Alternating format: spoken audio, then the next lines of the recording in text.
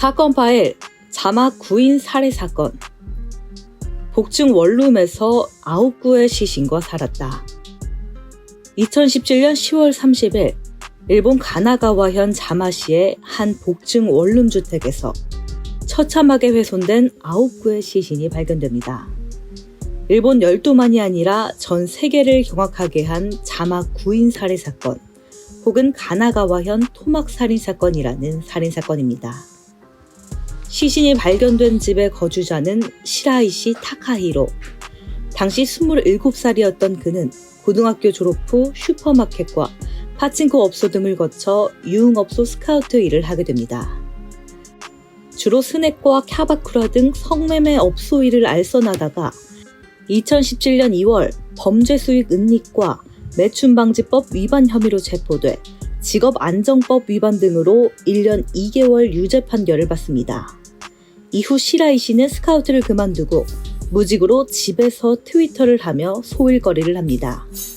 시라이 씨가 문제의 주택에 입주한 것은 사건 2달 전인 8월 18일이었습니다. 그리고 나흘 뒤인 8월 22일부터 10월 23일까지 2달 동안 연속적으로 끔찍한 범행을 저질렀습니다.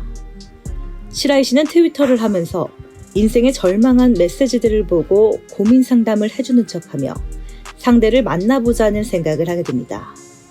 그래서 고민 상담 계정을 만들게 됩니다. 계정을 만든 이후 죽고 싶다, 힘들다, 피곤하다 등을 검색해 해당 단어를 사용하는 여성들에게 말을 건넸습니다. 그러던 어느 날 한 여성이 시라이 씨에게 말을 건넵니다. 시라이 씨는 그 여성에게 동반 자살할 아파트를 함께 구하자고 유혹해 51만 엔을 빌려 문제의 원룸을 계약합니다. 이 뒤에 여성이 빌려준 51만 엔을 다시 달라고 하자 시라이 씨는 계약한 원룸으로 그 여성을 불러 첫 번째 살인을 저지릅니다. 그리곤 트위터를 이용해 혼자 죽기 무섭다면 함께 죽자라는 글을 올리며 다음 사냥감을 기다립니다. 두 번째 피해자는 9명의 피해자 중 가장 어린 당시 15세이던 고등학교 1학년 여학생이었습니다. 시라이 씨는 이 학생을 집으로 유인해 술을 먹이고 수면제를 복용케 한 뒤 강간을 하고 살해했습니다. 세 번째 피해자는 첫 번째 피해자의 연인이었습니다. 피해자 중 유일한 남성입니다.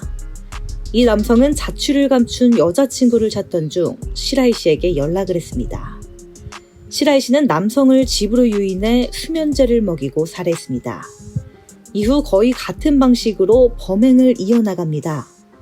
시라이 씨는 검거될 때까지 복층 원룸에서 9명의 시신과 같이 살고 있었습니다. 시신들은 아이스박스에 넣어서 생활했습니다.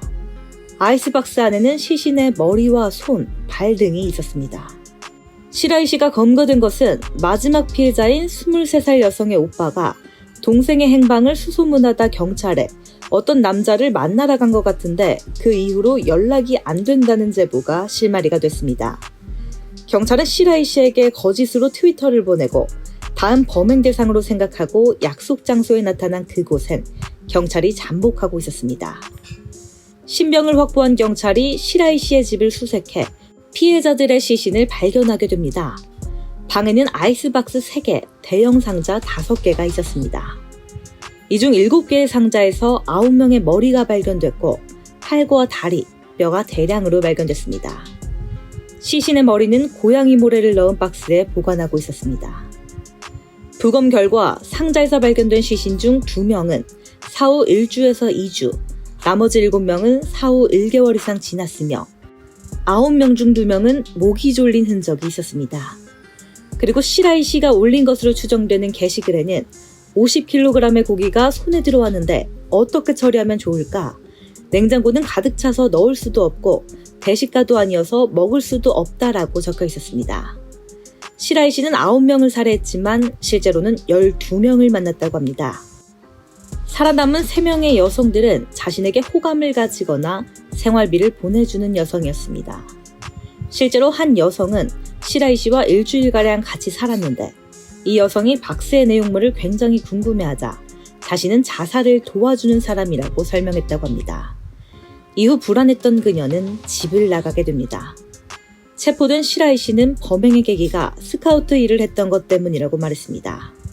그는 범행 동기를 묻는 기자들에게 내 인생에서 잘못된 것이 있다면 그것은 스카우트 일을 한 것이다. 그 일을 하지 않았다면 이곳에 들어오지 않았을 것이다. 그 일을 하면서 느낀 것은 돈과 성욕뿐이었다라고 말하기도 했습니다. 시라이 씨는 당연히 사형이 선고됐습니다. 그는 한 잡지와의 옥중 인터뷰에서 혹시 사회로 나간다면 무엇을 하고 싶나라는 질문에 여성과 성행위를 하고 싶다라고 웃으며 대답하기도 했습니다. 실제로 시라이 씨는 옥중에서 결혼 상대를 찾는다고 밝혔고 2명의 여성이 관심을 보였다는 보도도 있습니다.